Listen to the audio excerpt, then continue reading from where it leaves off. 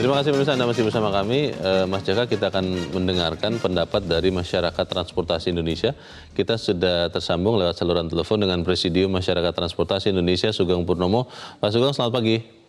Selamat pagi, Mas Leo. Ya, Pak Sugeng, waktu tadi pagi saya berangkat ke Studio Metro TV ini, saya sudah melihat banyak sekali pemudik yang menggunakan motor. Karena memang jalan yang saya lewati itu mau menuju Merak, tapi bukan jalan, itu jalan nasional, bukan jalan tol.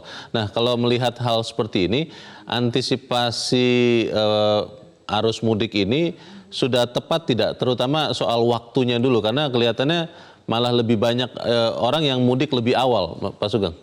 Nah, ini memang, ini kan judulnya kegembiraan mudik ya.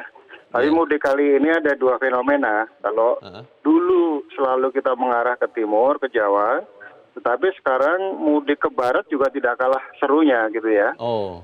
Jadi ada yang dari Palembang, Lampung turun ke Jakarta, tapi ada juga yang dari Jakarta ke Merak, Bakauheni menuju Palembang. Iya, iya. Ini sama-sama serunya sebetulnya. Tapi perhatian kita masih ada di ke arah timur. Nah, ini saya ingatkan agar yang ke arah barat juga menjadi perhatian. Terus kedua, sebetulnya persiapan dari para aparatur ini sudah sangat baik persiapannya ya. Tapi dalam hal persiapan. Dalam hal prakteknya, kenyataannya semalam itu kecolongan 1 hari. Ya. Karena sudah terjadi kemacetan. Nah, ini perlu segera diantisipasi agar tidak terjadi penumpukan di gate yang di mana namanya Kaliurip ya. Iya. Ya, itu karena penumpukannya sangat tinggi. Kemudian kalau sudah. Iya, ya. Pak Sugeng, kalau melihat masih mahalnya harga tiket pesawat, ada berita bahkan mengatakan penumpang pesawat sampai sejauh ini berkurang 70%-an dibandingkan tahun lalu untuk arus mudik. Berarti kan beban di jalan, khususnya di Pulau Jawa ini kan akan meningkat lebih lagi. Mungkin lebih besar daripada tahun lalu. Nah, ini sudah terantisipasi tidak, Pak Sugeng? Saya kira ini sudah terantisipasi. Seperti saya katakan tadi, dari sisi perencanaan saya kira sudah sangat baik ya, persiapan dan sebagainya. Iya. Tapi memang fenomenanya tidak saja hanya karena harga didorong oleh dengan harga tiket pesawat yang mahal, tapi justru keinginan untuk melurus-luruskan sejauh-jauhnya jalan tol menggunakan mobil menjadi daya tarik yang sangat luar biasa. Nah, itu banyak yang ingin menjajal begitu ya, sekaligus mencoba begitu ya. Banyak yang ingin menjajal, betul sekali. Nah, bahkan di beberapa tempat sampai dipersiapkan ya, dari sisi persiapan nanti menjadi satu arah ya. Katakanlah dari Cikampek sampai dengan betul. di Pali ke arah Cirebon. Iya. Nah, ini harus betul-betul dipersiapkan karena siapapun yang akan belok nanti ke kiri keluar dari pintu-pintu gate yang sebelum ke ujung itu harus diberi signboard yang sangat memadai. Karena mereka itu yang di sebelah kanan cenderung kecepatannya sangat tinggi. Ya. Kalau tiba-tiba harus membalik badan belok kiri kan sangat berbahaya. Gitu. Iya, itu sedikit pertanyaan untuk yang satu arah ini, Pak Sugeng. Kalau yang nanti mengambil jalur yang sehari-harinya arah berlawanan, itu kan dia tidak bisa keluar tol dan tidak ada rest areanya juga ya. Itu bagaimana ya? Saya agak bingung itu. Nah, kalau dari sebelah kanan memang diprioritaskan bagi mereka yang jarak tempuhnya melebihi dari Cirebon atau ya lebih baik ke sana. Tapi kalau yang sebelah kiri yang saya sarankan pengguna-pengguna yang keluar dari Cirebon dan Brexit itu bolehlah ngambil kiri. Kalau yang kanan yang ke arah Pekalongan, Semarang ke sana. Itu pertama. Kedua, sebetulnya rest areanya juga sudah dipersiapkan, traffic flow-nya itu untuk dipergunakan. Jadi rest area sebelah kanan juga dipergunakan bisa. Tetap bisa dipakai ya, walaupun tetap jadi semacam terbalik begitu ya posisinya ya? Betul, traffic flow-nya jadi terbalik. Hanya saja rest area sebelah kanan itu kan tidak didesain dengan signboard juga yang ada di sebelah kanan gitu. Karena menghadapnya ke berlawanan ke sana. Jadi betul-betul signboard menjadi penting. Kalau melihat kesiapan petugas pada sekian mudik lebaran yang lalu, ada isu masalah koordinasi antara polisi lalu lintas dengan dinas perhubungan itu katanya waktu itu kurang harmonis. Kalau untuk tahun ini bagaimana Pak Sugeng? Saya kira kan mudik ini fenomena yang udah puluhan tahun yang tak pernah kunjung selesai dan masalahnya juga selalu ada. Kalau dulu masalahnya di Jomen, kemudian ada di Uji Nyali Cipali ya, ada di Brexit, kemudian terakhir kemarin Kalikuto. Nah kali ini kita belum tahu problemnya di mana. Oh. Kali ini kita belum tahu. Kita semua belajar, tapi perlu segera mengantisipasi pada saat masalah terjadi. Baik, terima kasih Pak Sugeng Purnomo untuk evaluasi ataupun antisipasi yang sudah Anda berikan pagi ini. Terima kasih Pak Sugeng, selamat pagi. Terima kasih Mas Leo, selamat pagi. Kalau Pak Sugeng dari MTI, Masyarakat Transportasi Indonesia, mereka ini biasanya sangat kritis nih Mas Eka. Kalau mengatakan sudah cukup siap, memang siap, tapi pertanyaannya adalah bagaimana dengan yang tadi itu sistem-sistem yang temporer ini kan sistem satu arah kontraflow itu kan yang menjadi masalah adalah ketika kurang siap petugas. Itu bagaimana? Ya saya pikir kan kalau kita soal perencanaan dan persiapan itu biasanya memang sangat matang ya, apalagi disiapkan dengan jauh-jauh. Tapi betul tadi Pak Sugeng bilang bahwa yang di lapangan itu harus betul-betul optimal. Tapi kalau kita lihat kebijakan yang diambil sekarang itu kan diumumkan jauh-jauh hari. Beda dengan tahun lalu misalnya ada one way dari timur ke barat, itu kan mendadak. On spot itu on spot. Artinya para pemudik atau yang akan kembali ke Jakarta, kita itu kan tidak tahu kapan jalur satu arah ini diberlakukan. Kalau sekarang kan udah jelas ditetapkan. Untuk mudik misalnya itu kan 30 mulai hari ini sampai tanggal 2 Juni. Jamnya pun juga sudah ditentukan. Jam 9 sampai jam 21. Artinya dengan pengumuman jauh-jauh hari, pemudik sudah punya persiapan secara detail. Dia harus menggunakan jalan tol itu pukul berapa, kalau toh harus keluar di Cirebon itu harus mengambil di jalur kiri atau jalur kanan, itu kan sudah jelas gitu loh. Artinya dengan kebijakan seperti ini saya pikir pelaksanaan di lapangan juga akan lebih bagus dibandingkan tahun lalu, tetapi sekali lagi ya tergantung aparat-aparat yang di lapangan karena mereka yang mengawal langsung kebijakan ini. Koordinasi sering menjadi masalah seperti tadi saya tanyakan ke Pak Sugeng. Antara sekian instansi itu kadang-kadang kurang nyambung. Bagaimana kesiapan mereka akan kita bahas di bagian berikut. Pemirsa tetap bersama kami, Editorial Media Indonesia segera kembali. Terima kasih pemirsa Anda masih bersama kami. Mas Jaka, kita akan mendengarkan pendapat masyarakat terkait bagaimana kita bisa mudik dengan bergembira. Kita sudah terhubung dengan pemirsa Metro TV di Manado, Sulawesi Utara. Ada Pak Vence. Pak Vence, selamat pagi Pak. Selamat pagi Bung Leo. Selamat pagi Pak Vence, silakan Pak. Jadi begini Pak Leo, saya sering mengatakan bahwa mudik itu singkatan dan tujuannya adalah sama. Saya katakan mudik itu mengunjungi keluarga di kampung.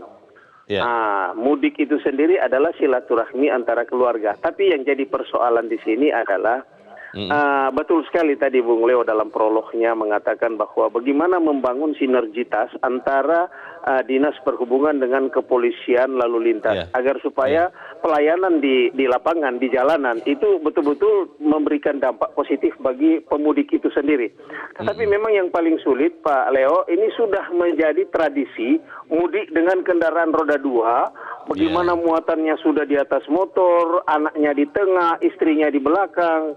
Nah, saya kira kalau didapati di jalanan seperti ini harus petugas di lapangan dengan arif dan bijaksana bagaimana agar supaya kita menghindari hal-hal yang merugikan pemudik itu sendiri. Barangkali tinggal koordinasi lah antara petugas yang ada di lapangan. Itu saja Bung Leo. Terima kasih. Selamat pagi Metro TV. Selamat pagi Pak Vence di Manado. Di belakang Pak Vence ada Pak Syahril di Jakarta. Pak Syahril, selamat pagi Pak. Halo Pak Syahril. Terima kasih Metro. Ya. Selamat pagi Pak. Singkat padat saja Pak, silakan Pak. Anak bangsa ini harus berterima kasih pada pemerintah telah menyediakan infrastruktur dan transportasi, khususnya darat dan laut. Mudik itu berarti ada silaturahmi.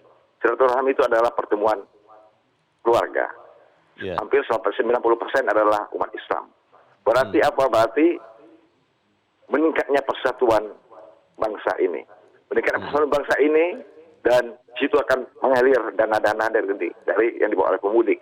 Dan akan mereka gembira untuk beramal ibadah, bergembira, rasa kemanusiaannya tinggi, dan ada rasa kebersamaannya, dan kesejahteraannya meningkat. Sayang sekali tidak didukung oleh kebijakan tiket pesawat udara. Ini sangat sayang sekali, sangat salah sekali. Pertanyaannya, kebijaksanaan tiket pesawat udara yang tinggi ini, yang naik tinggi ini tidak memungkinkan bagi rakyat kelas bawah ini untuk bersilaturahmi melalui pesawat udara. Apakah bagian daripada kebijakan daripada pembumian Pancasila? Saya memprotes. Baik. Pemerintah khususnya perhubungan, Menteri Perhubungan tidak berada di dalam penetapan harga tiket pesawat udara ini. Kita tunggu nanti usaha-usaha dari Kementerian Perhubungan untuk menurunkan tiket pesawat. Terima kasih Pak Syahril. Di belakang Pak Syahril ada Pak Bambang Saptono di Surakarta, Jawa Tengah. Pak Bambang, selamat pagi Pak. Ya, selamat pagi Metro TV, selamat pagi Indonesia. Selamat pagi Pak. Singkat padat saja, silakan Pak. Baik, kegembiraan mudik akan terwujud apabila pada saat mudik nanti lancar, nyaman, dan aman. Lancarnya itu adalah tidak terlalu macet, daya tempuhnya relatif singkat. Kemudian ini sudah ditunjang dengan adanya tol Trans Jawa, kemudian Trans Sumatera, kemudian juga ada tol-tol yang ada di daerah. Kemudian kesiapan pemerintah juga di bandara udara, bandara laut, ini juga relatif sudah tertata. Kemudian aman. Aman ini meminimalisir angka kecelakaan. Nah, ini sudah ditunjang dengan banyaknya rest area, kemudian kendaraan tidak over kapasitas, tidak over kecepatan. Nah, ini saya rasa nanti akan menjadi sebuah solusi. Kemudian yang tiga, kenyamanan. Kenyamanan ini akan terwujud karena apa? Bahwa alat transportasi yang disediakan oleh pemerintah ini sudah beraneka ragam, banyak pilihan, sehingga masyarakat relatif bisa memilih dari awal dengan harga juga tiket yang relatif masih normal. Kemudian kami begini, kami kekhawatiran itu juga pada pemotor yang satu roda dua ya, yang dinaikin 3 orang, kemudian plus barang. Nah kemudian gini, jalan tol, ini nanti emosi masyarakat tentunya mesti cepet-cepetan, ngebut. Nah ini mungkin nanti juga diatur oleh polisi. Harus diatur itu. Baik. Terima kasih Pak Bambang Saptono di Surakarta. Di belakang Pak Bambang ada Ibu Upik di Jakarta. Bu Upik, selamat pagi Bu.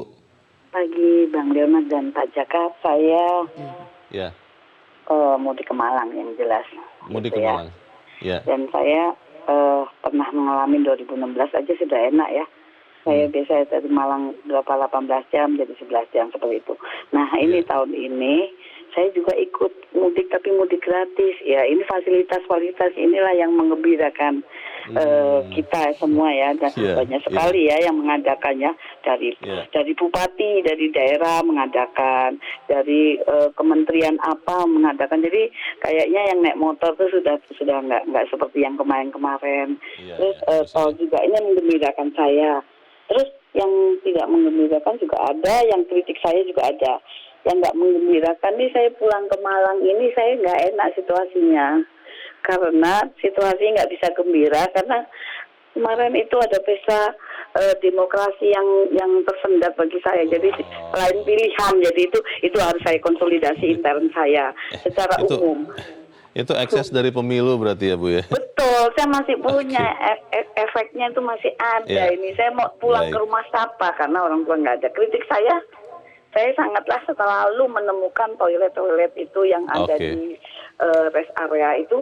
Tuh toiletnya kotor padahal sudah ada itunya ya. Sudah SDM-nya itu juga kayaknya maaf aja nih. SDM ini harus dilatih benar. Jadi mungkin yang membawain jadi melayanin kan mereka itu. Jadi banyak kecewa lah dengan toilet. Semoga tahun ini tidak ya. Nanti kita dengar lagi cerita Bu Upik. Terima kasih. Terima kasih Bu sudah berpendapat dari Jakarta. Selamat pagi. Kita akan bahas pendapat para pemirsa selepas jeda. Mas Jaka dan pemirsa tetap bersama kami. Editorial Media Indonesia segera kembali. Terima kasih pemirsa, Anda masih bersama kami. Mas Jaka, tadi para pemirsa itu kelihatannya antusias. Dan secara umum kalau kita lihat, mereka melihat persiapan untuk mudik tahun ini lebih baik daripada tahun lalu. Walaupun ada beberapa catatan tadi terkait dengan pemudik yang menggunakan motor. Kemudian juga ada soal kerjasama antar petugas. Kemudian juga untuk servis, tadi Bu Upik menyoroti soal kebersihan rest area. Bagaimana Mas Jaka? Ya, dan sebenarnya kan semua yang diungkapkan oleh para penelpon ini kan masalah-masalah klasik. Artinya kalau soal rest area ketika arus mudik itu memang luar biasa kotor ya, karena ya mungkin terlalu banyak orang yang menggunakan itu kan. Tetapi paling tidak kan pengelola juga bisa menambah tenaga kebersihan misalnya, atau bisa menambah toilet yang lebih banyak sehingga tidak terlalu menumpuk di situ misalnya. Itu sebenarnya kan sudah masalah-masalah lama yang semestinya sudah bisa diatasi. Juga kemudian soal masalah motor misalnya, itu sebenarnya juga dari beberapa tahun yang lalu memang motor bagi sekelompok orang atau sebagian besar orang itu menjadi primadona karena selain murah, efektif dan sangat murah kan. Apalagi kalau ketika kita lihat biasanya kalau tiket untuk Lebaran ini kan naiknya cukup signifikan. Bagi mereka yang penghasilannya tidak terlalu berlebih ya, motor sebenarnya bisa menjadi alternatif. Meskipun resikonya sebenarnya sangat besar. Tapi kalau kita lihat ya dari jumlah korban kecelakaan kan biasanya pemudik yang memakai motor ini kan paling rentan kecelakaan dan paling rentan menjadi korban. Sebenarnya sudah mengalami penurunan yang sangat signifikan pada tahun 2018. Itu total ada 1.559 kecelakaan dan yang tewas itu 346 orang. Itu menurun drastis dibandingkan 2017 sebanyak 2.000 lebih kecelakaan dan yang meninggal itu hampir 900 orang. Artinya sebenarnya sudah ada perbaikan yang lumayan bagus, bahkan bisa dibilang sangat bagus. Dan ya kita harus bertekad perbaikan seperti ini terus kita tingkatkan. Untuk motor misalnya, sebenarnya pemerintah juga selalu memberikan alternatif, misalnya memberikan mudik gratis, atau motor gratis ke kampung halaman. Mereka harus naik angkutan umum. Itu sebenarnya kan sudah upayakan oleh pemerintah. Tetapi sekali lagi selain jatahnya itu tidak memenuhi peminat, jumlah peminat karena terlalu banyak, ya itu banyak yang menganggap bahwa naik motor itu lebih murah dan lebih gampang. Saya pikir budaya-budaya seperti ini mesti kita ingatkan terus-menerus bahwa mudik dengan motor itu cukup membahayakan.